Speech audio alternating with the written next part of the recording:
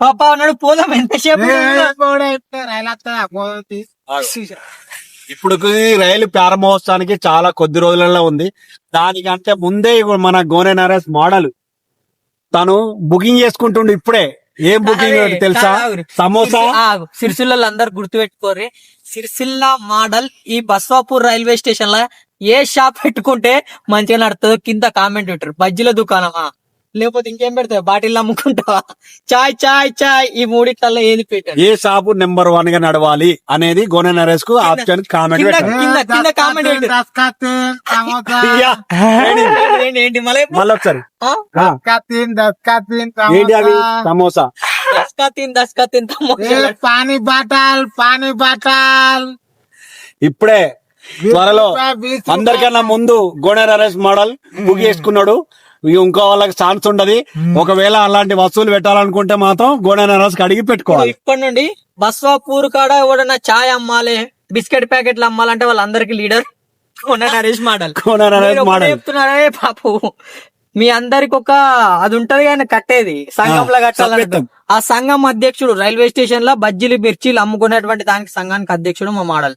ఏమంటే entry fee ఎంత ఏమో అది ఇట్లా చెప్తే జర వాళ్ళందరూ గరీబులకు ఫ్రీ, చాలా గొప్ప మనసు, మంచి గొప్ప మనసు.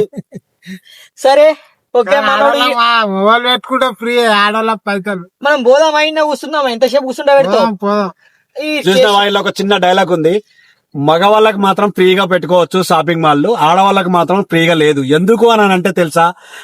ప్రభుత్వాలు ఆడవాళ్ళకి అన్నిటికీ ఫ్రీ ఉన్నాయి, కానీ మగవాళ్ళకు స్వేచ్ఛ లేదు. అందుకోసమే మగవాళ్ళకి ఇక్కడ డైలాగ్ లో మన తిట్టా ఒకటి చెప్పిన మ్యూజియం లా ఒక డైలాగ్ మంచి చెప్తాడు. కొంతమంది పెళ్ళాలి కాబట్టి మొగోళ్ళు బాగా మంది చనిపోతున్నారు. మొగోళ్ళను మ్యూజియం లో చూసుడు అవుతుంది, ఆడెట్లున్నాడు ఏం కథ అని.